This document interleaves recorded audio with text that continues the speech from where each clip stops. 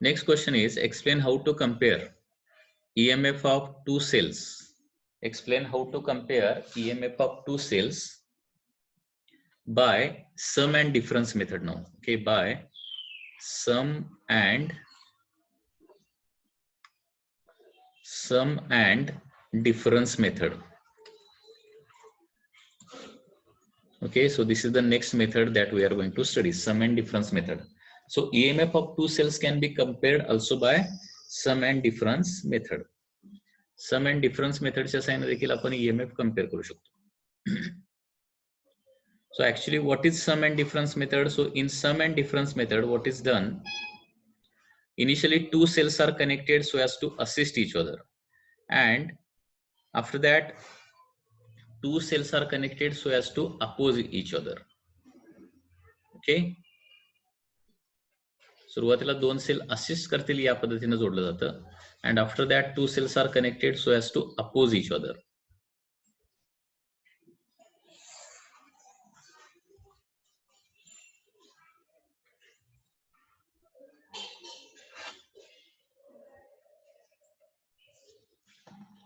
So diagram will be like this.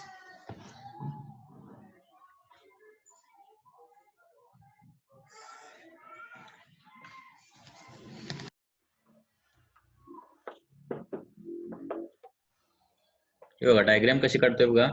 Initially potentiometer diagram draw केलेली आहे. तर potentiometer diagram मध्ये काय आहे, AB is the potentiometer wire आहे, बरोबर आहे ना. AB is your potentiometer wire.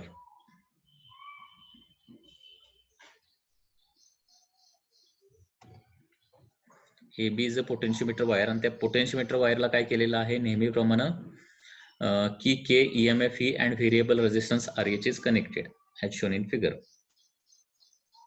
Okay, next arrangement is like this. Now there are two EMFs which are to be compared, and the two EMF are E1 and E2. Okay, दोन EMF कौन से है, दोन EMF है E1 and E2 है, ठीक है. End suppose उसमें क्या है, E1 is greater than E2 है, मतलब दो EMF कंपेयर करने वाले हैं, मतलब एक का EMF ज्यादा रह सकता है, दूसरे का EMF कम रह सकता है. कंपेयर करना है मतलब हमें E1 by E2 निकालना है, E1 by E2. Suppose E1 is greater than E2. अगर E1 ग्रेटर है तो क्या करना है, positive terminal of the E1, okay, positive terminal of the E1 is connected to point A. So connection देखिए कैसे करना है. Positive terminal of E1 is connected to A, and negative terminal is connected to a four-way key.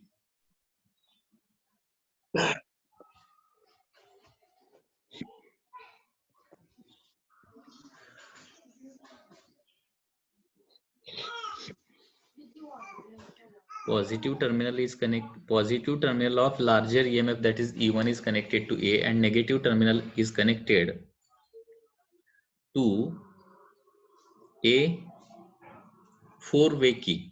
Why it is called as four-way key? क्योंकि इस पे क्या होता है, four keys होता है. Okay, it consists of four keys, and therefore it is called as four-way key. The opposite terminal of the four-way key is connected to a galvanometer. म्हणजे लक्षात घ्या, E1 चं पॉझिटिव्ह टर्मिनल A ला जोडायचं, E1 चं negative terminal फोर-वे कीच्या एका पॉइंटला जोडायचं, आणि त्याच्या अपोजिट पॉइंटला, कारण फोर-वे की म्हणजे 4 पॉइंट्स असणार आहेत, 4 टर्मिनल असणार आहेत. तर E1 चं निगेटिव्ह टर्मिनल जिथं जोडलंय ना, त्याच्या अपोजिट टर्मिनलला काय करायचं आहे, galvanometer is connected, one terminal of the galvanometer, and other terminal of the galvanometer is connected to the jockey, which can be tapped on potentiometer wire. Now second EMF कुठे जोडायचा आहे बघा. Second EMF is connected between remaining two opposite terminals of the four-way key. म्हणजे या पद्धतीने होणार आहे. It is like this.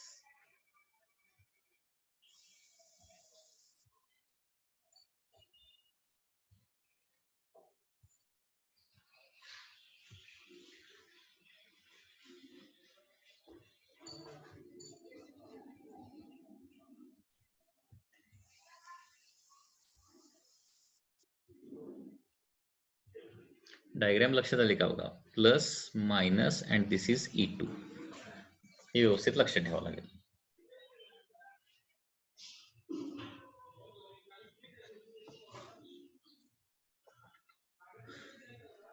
So suppose here there are 4 keys. हे डॉटेड लाईनने मी दाखवतोय आणि 2 मला कंटिन्युअस लाईनने दाखवावे लागतील. कीजला नेमिंग करतो K1, K2, K3, K4 अशा 4 कीज आहेत, लक्षात घ्या. K1, K2, K3, K4. ठीक आहे. याच्यातली कुठल्याही कीज आपण काय करू शकतो, क्लोज करू शकतो. ऍक्च्युली 4 वे की रियालिटीमध्ये कशी असते तुम्हाला सांगतो. रियालिटीमध्ये 4 वे की या पद्धतीने असते. इट इज लाईक दिस.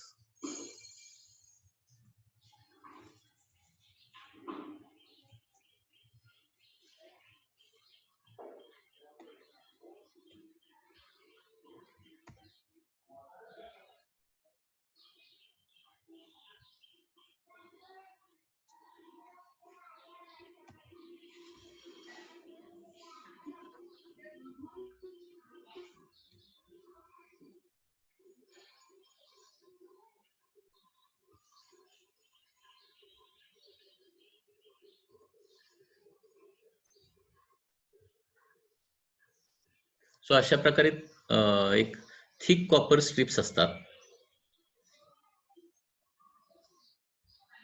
आणि इथं काय असतं, ओपनिंग असतं. अशा प्रकारे there is a opening here on 4 sides. तुम्ही लॅबमध्ये कदाचित बघितलेले असेल, ओपनिंग्स असतात. आणि इथं काय असतं, सिलेंड्रिकल सरफेस असतो. असा cylindrical surface.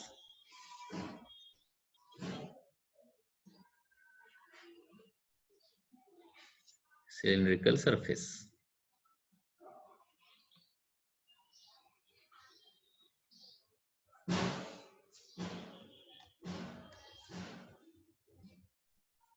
It is like this. Okay, हे या पद्धतीने असणार आहे. आणि अशा प्रकारे एक टेपर्ड की असते, tapered key along with here knob to hold. तर इथं काय करायचं आहे, तुम्हाला होल्ड करायचं आहे by using your fingers. Okay, आणि हे इथं बसवल्यानंतर काय होणार, ही की क्लोज होणार आहे. म्हणजे हा पाथ काय होणार आहे, कनेक्ट होणार. हे जे आहे ते तुम्हाला काय करायचं आहे, इथं बसवता येते. हे 2 जे कर्ड सरफेस आहेत, त्या कर्ड सरफेसच्या मध्ये काय करायचं आहे, तिथे इन्सर्ट करायचं आहे. म्हणजे अशा प्रकारे ही 4 वे की असते.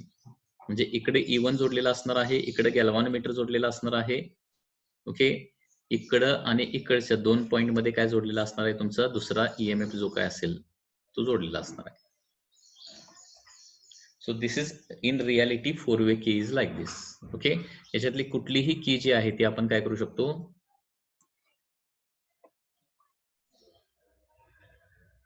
कुठलीही की आपण त्याच्यामध्ये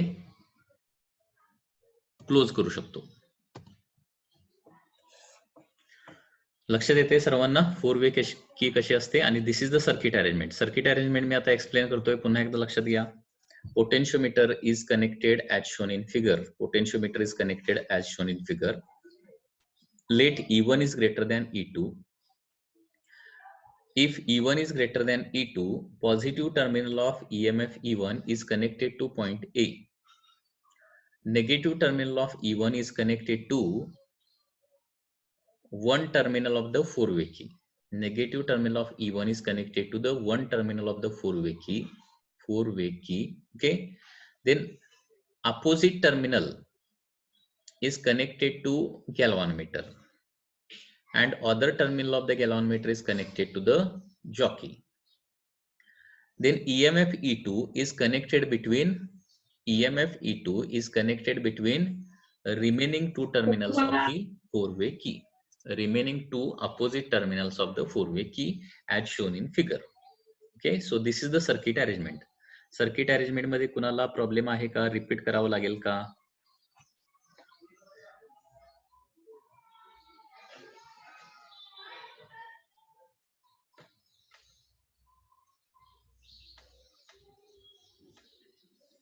हा, पुन्हा एकदा रिपीट करतोय. पॉइंट नंबर 1 नेहमीप्रमाणे काय येणार आहे, connect potentiometer as shown in figure. Okay, connect potentiometer as shown in figure. After that next point, second point काय येणार आहे, let E1 is greater than E2, let E1 is greater than E2, then काय करायचं आहे, positive terminal of EMF E1 is connected to point A. Positive terminal of EMF E1 is connected to point A and negative terminal is connected to one terminal of the four-way key. Opposite terminal of the four-way key is connected to the galvanometer and other terminal of the galvanometer is connected to the jockey. Okay, and EMF E2 is connected between, and EMF E2 is connected between remaining two terminals, the remaining two opposite terminals of four-way key as shown in figure. एवढं लिहायचं आहे. हा अरेंजमेंटचा part झाला. हे लक्षात येते का सर्वांना? Any problem in this case? Now once again I am going to repeat, connect potentiometer as shown in figure, let E1 is greater than E2. म्हणजे सम अँड डिफरन्स मेथड मध्ये हे प्रिकॉशन घ्यावं लागेल. काय प्रिकॉशन घ्यावं लागेल, जो लार्जर EMF आहे त्याचंच टर्मिनल आपल्याला काय करावं लागेल, ए पॉइंटला जोडावं लागेल. ते जोडलं नाही तर तुम्हाला नल पॉइंटच मिळणार नाही. बरं, एक आणखी एक गोष्ट सांगायची राहिली. सपोज आपण जनरली काय करतोय, पोटेन्शियोमीटरचं पॉझिटिव्ह पोटेन्शियोमीटर मध्ये काय करतोय, एक EMF जो आपल्याला मेजर करायचा आहे त्याचं पॉझिटिव्ह टर्मिनल ए पॉइंटला जोडतोय. बरोबर आहे ना? पॉझिटिव्ह टर्मिनल ए पॉइंटला जोडतोय. पॉझिटिव्हच का जोडतोय, निगेटिव्ह का जोडत नाही? तर पॉझिटिव्ह तिथं जर ए पॉइंटला जोडलं, पॉझिटिव्ह म्हणजे EMF E1 चं पॉझिटिव्ह टर्मिनल जर ए पॉइंटला जोडलं तरच आपल्याला काय मिळतं, गॅल्व्हॅनोमीटरचं झिरो डिफ्लेक्शन मिळतं. कारण KVL नुसार काय होतं, अकॉर्डिंग टू KVL काय होणार, तो सेकंडरी लूप जो आहे, दुसरा लूप जो आहे ज्याच्यामध्ये जो EMF मेजर करायचा त्याचा जो लूप आहे त्याच्यामध्ये पॉझिटिव्ह टर्मिनल जर तिथं जोडलं तरच इक्वेशन काय येतं, E1 is equal to K into L1 येतं. नाहीतर E1 is equal to minus K into L1 असं काहीतरी ते इक्वेशन येईल. म्हणजे ते लूप मध्ये KVL व्यवस्थित अप्लाय होण्यासाठी आणि तो EMF आणि PD अपोजिट येण्यासाठी, म्हणजे वायरचा PD आणि जोडलेल्या बॅटरीचा EMF हे अपोजिट येण्यासाठी, कारण ते बॅटरीचा EMF आणि पोटेन्शियोमीटर वायरचा PD हे अपोजिट येण्यासाठी काय व्हावं लागतं, ते पॉझिटिव्ह टर्मिनल तिथे जोडावं लागतं आणि ते दोघे अपोजिट आले तरच गॅल्व्हॅनोमीटर झिरो डिफ्लेक्शन दाखवणार. हे बघा, वायरवरचा PD आणि EMF दोन्ही सेम डायरेक्शन आले तर ते कधीच अपोज करणार नाही आणि गॅल्व्हॅनोमीटर कधीच झिरो डिफ्लेक्शन दाखवणार नाही. म्हणजे थोडक्यात सांगायचं, शॉर्ट मध्ये सांगतो, लक्षात घ्या. If negative terminal of EMF E1 is connected to point A, we never get null deflection of the galvanometer. Okay, and when only positive terminal of E1 is connected to A, EMF E1 and PD of point AP, P म्हणजे balancing point कुठेतरी आपल्याला मिळणार आहे, potential difference between A and P become opposite and we can get the null deflection. म्हणजे null deflection साठी ती महत्वाची condition आहे, दोघे अपोजिट यायला पाहिजे. ठीक आहे.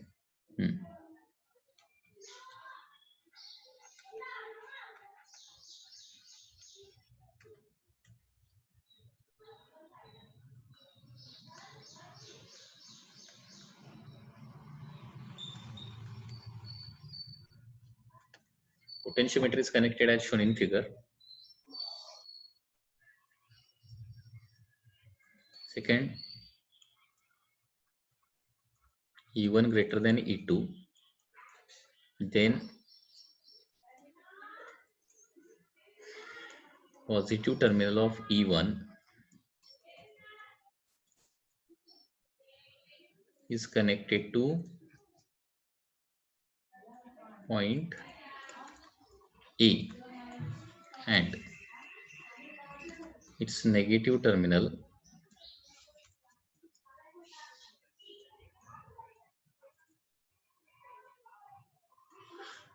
is connected to one terminal of four-way key. Second point, opposite terminal म्हणजे 4 वे कीचं म्हणजे E1चं निगेटिव्ह टर्मिनल ज्या पॉइंटला जोडलंय त्याच्या अपोजिटचं म्हणजे त्याच्या बरोबर समोरचं opposite terminal is connected to galvanometer and other कारण गॅल्व्हॅनोमीटरचं एक टर्मिनल तिकडे गेलं, अदर टर्मिनल ऑफ गॅल्व्हॅनोमीटर कुठे जोडायचं,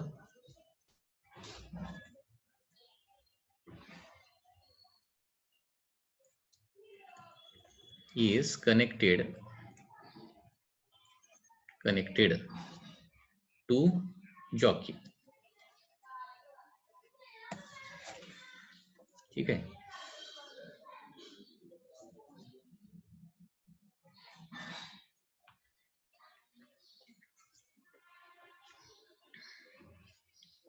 Connected to the jockey. After that, EMF E2 is connected between remaining two terminals of 4-way key. ठीक आहे. हे जे मी जे वर्डिंग वापरलेलं आहे एक्झॅक्टली तसं बुक मध्ये नसेल, परंतु हे वर्डिंग एक्झाम मध्ये as it is board exam मध्ये वापरल्यानंतर तुम्हाला फुल मार्क्स मिळतात. लक्षात घ्या, काहीही त्याच्यामध्ये कट होत नाहीत.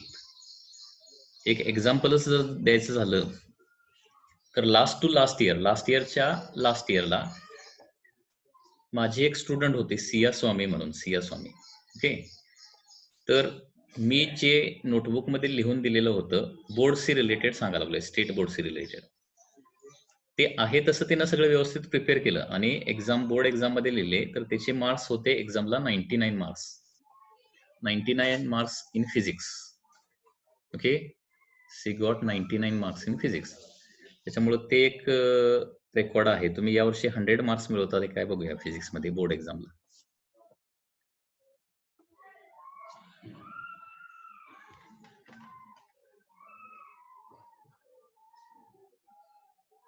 So EMF E2 is connected between remaining two terminals of 4-way key.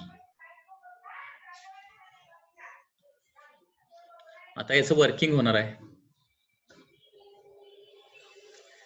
Siya स्वामी नावाची मुलगी जी आहे,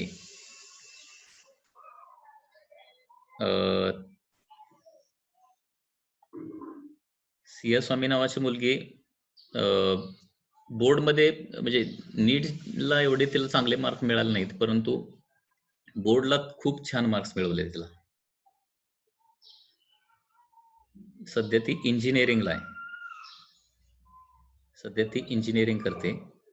नीटला चांगले मार्क्स मिळाले नव्हते, परंतु त्याचे दोन्ही ग्रुप असल्यामुळं इंजिनिअरिंग कॉलेजमध्ये ऍडमिशन घेतलं. कधीतरी ह्या स्टुडंटला तुमच्या समोर आणतो मी, म्हणजे जेणेकरून तुम्हाला काय करता येईल डिस्कशन. कारण कोल्हापुरातले स्टुडंट आहेत ते सगळे, तुम्हाला त्यांच्याबरोबर इंटरॅक्शन करता येईल, कशा प्रकारे स्टडी केला, काय स्टडी केला. ओके, म्हणजे सध्या बोर्डचा माझा जो हायेस्ट मार्क्सचा स्टुडंट जो आहे तो पण आहे, दॅट इज सिया स्वामी. तिला एक दिवस घेऊन येतो, बोर्डचं कसं स्टडी केला होता वगैरे ते तुम्हाला सांगेल. आणि नीट आणि जेई मेन्सला जो हायेस्ट स्कोर माझा जो आहे तो किती आहे, 99.96 वगैरे काहीतरी आहे, 99.96. त्याला देखील तुमच्या समोर एक दिवस घेऊन येतो. तो देखील तुम्हाला कशा प्रकारे प्रिपरेशन त्यानं केलं वगैरे त्याचं एक्सपिरियन्स थोडं शेअर करेल. ठीक आहे.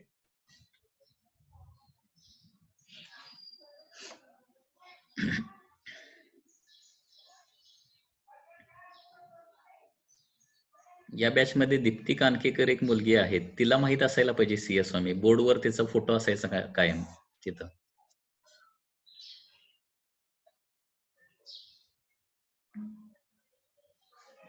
हा, ठीक आहे. तर नेक्स्ट बघा आता काय करायचं आहे. नेक्स्ट आता याची काय करायचं आहे, वर्किंग कसं होतंय ते बघूया. Now initially case K, K1 and K3 are closed while K2 and K4 are kept open. म्हणजे बघा काही कीज मी क्लोज करणार आहे, काही कीज मी ओपन करणार आहे. जे डायग्राम पाहिजे तर पुढे पुन्हा एकदा ऍज इट इज डायग्राम मी घेतो पुढे.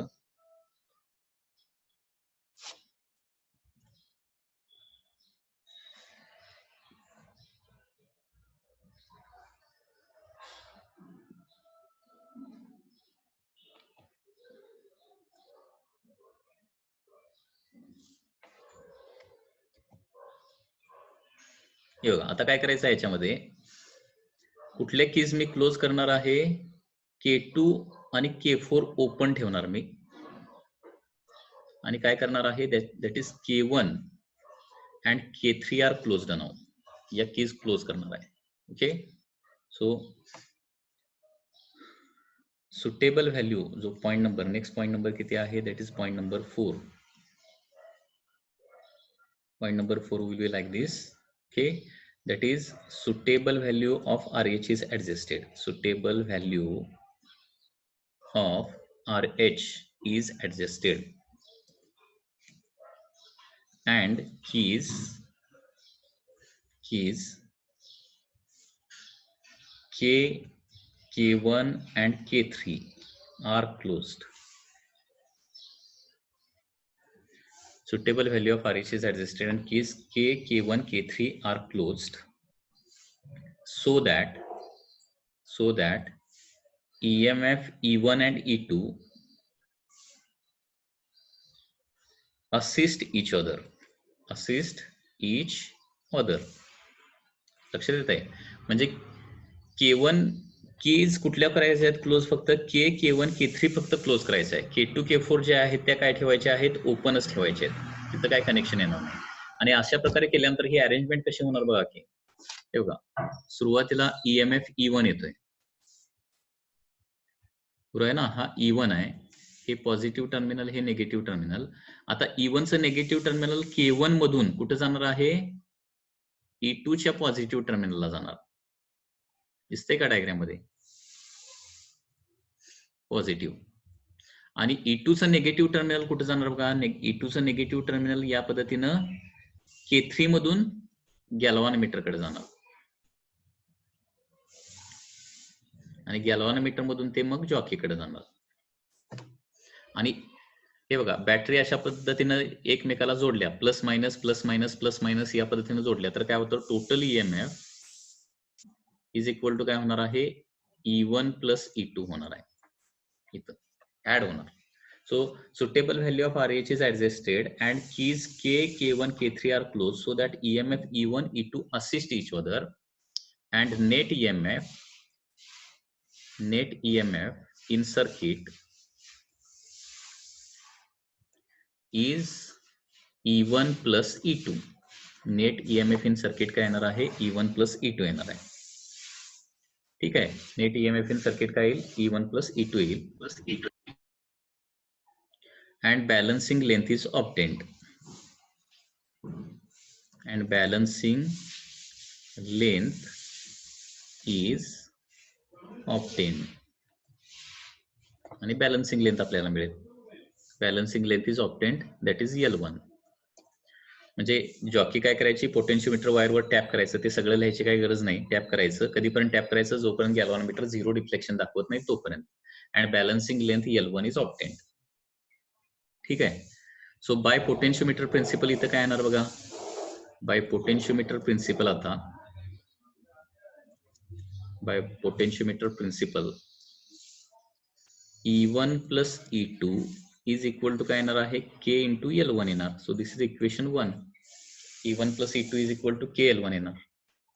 ओके, आता पुढं काय करायचं आहे, आता K2 आणि K4 क्लोज करायचं आहे. आता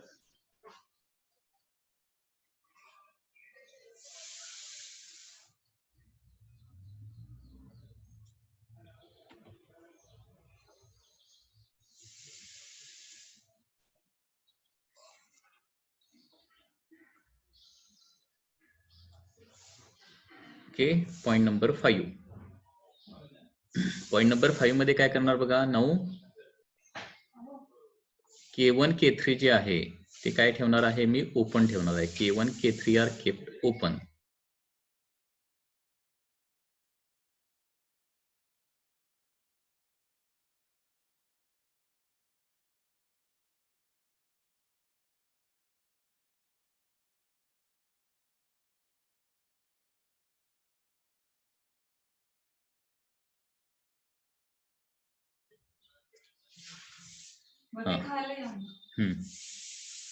so keys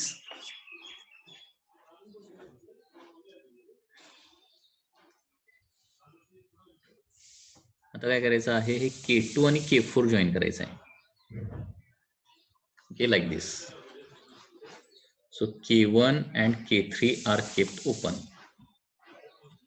Okay, now keys K, K2 and K4 are closed.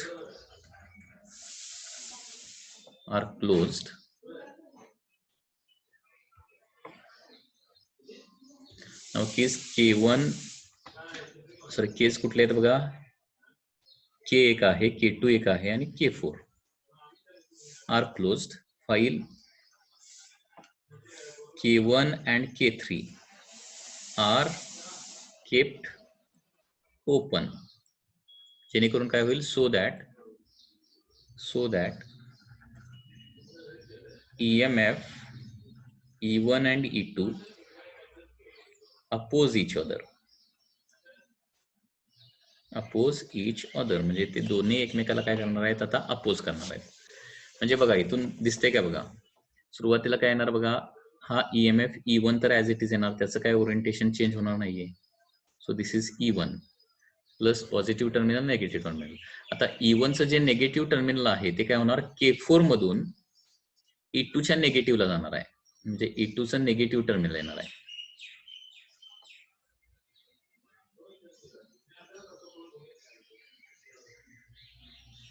Okay this is E2 negative terminal आणि मग E2 चं पॉझिटिव्ह टर्मिनल कुठं जाणार आहे गॅल्व्हॅनोमीटरला जाणार.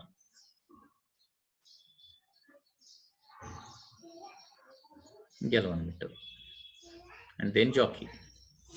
So this will be the arrangement and therefore काय होणार इथं आता total EMF is equal to काय होणार आता E1 minus E2 होणार because they are opposite to each other ना अपोज करणार आहेत. एक लूप असा क्लोज्ड लूप काढला तर एक EMF काय करणार anti clockwise direction current send करायचा प्रयत्न करणार. म्हणजे इथं बघा की असं मी क्लोज केलं सपोज काय होईल पहिला EMF anti clockwise positive to negative म्हणजे अँटी क्लॉकवाईज करंट फ्लो करायचा प्रयत्न करणार आणि दुसरा EMF clockwise direction EMF send current produce करायचा प्रयत्न करणार. बरोबर आहे ना. पहिला EMF anti clockwise direction current send करायचा प्रयत्न करणार आणि दुसरा EMF clockwise direction current send करायचा प्रयत्न करणार आणि त्याच्यामुळे दोन्ही करंट अपोज झाल्यामुळे नेट करंट सर्किट मधला कमी होणार किंवा नेट EMF कमी होणार. लक्षात येतंय. ठीक आहे म्हणजे कारण तो इथं जॉकी टच केल्यावर क्लोज द लूप होणार ना तो. लक्षात येते. हे बघा आता पहिली डायग्राम अशी होती ना प्लस मायनस आणि हा लूप मी असा क्लोज केला आता विथ रेजिस्टन्स वगैरे जे काय असेल ते. ठीक आहे तर पहिला EMF पॉझिटिव्ह टू नेगेटिव्ह म्हणजे अँटी क्लॉकवाईज करंट सेंड करायचा प्रयत्न करणार आणि दुसरा EMF त्या लूप मध्ये अँटी क्लॉकवाईज करंट सेंड करायचाच प्रयत्न करणार. म्हणजे दोन्ही काय करणार एकमेकाला असिस्ट करणार आहेत. आता इथं काय करणार आहेत या डायग्राम मध्ये अपोज करणार आहेत.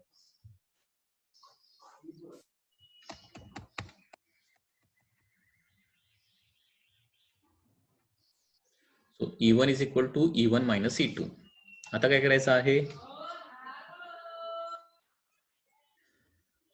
and balancing length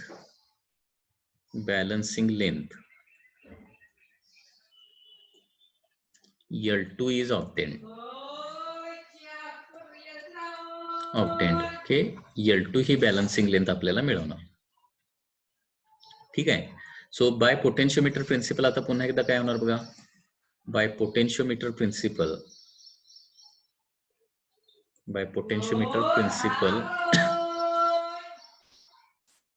E1 minus E2 is equal to काय येणार आहे K L2 होणार. So this is equation second. So असे दोन इक्वेशन मिळाले. सो आता next point that is dividing equation 1 by 2 equation 1 by equation 2. काय होणार बघा, पहिलं होतं E1 plus E2 divided by E1 minus E2 is equal to काय येणार आहे, L1 by L2 येणार, कारण K L1 by K L2 म्हणजे K get cancel. So E1 plus E2 divided by E1 minus E2 म्हणजे काय येणार आहे, L1 by L2 येणार आहे. आता हे क्रॉस मल्टिप्लिकेशन केलं आणि सॉल्व्ह केलं तर E1 by E2 चा फायनल फॉर्म्युला येणार, that is L1 plus L2 divided by L1 minus L2. Okay, so this is your answer. जे डायरेक्ट मेथडचा फॉर्म्युला काय आहे, E1 by E2 म्हणजे फॉर्म्युले तुम्हाला लक्षात ठेवावे लागतील. आता नीट पॉईंट ऑफ व्ह्यू किंवा मेन्स पॉईंट ऑफ व्ह्यू फॉर्म्युले काय लक्षात ठेवावे लागणार आहे, E1 by E2 डायरेक्ट मेथडचा फॉर्म्युला येणार E1 by E2 is equal to L1 by L2, आणि सम अँड डिफरन्स मेथड आली तर फॉर्म्युला येणार आहे E1 by E2 is equal to L1 plus L2 divided by L1 minus L2. Okay, लक्षात येत आहे? याच्यामध्ये कुणाला काय डाऊट असले तर विचारा. Any doubt in this case?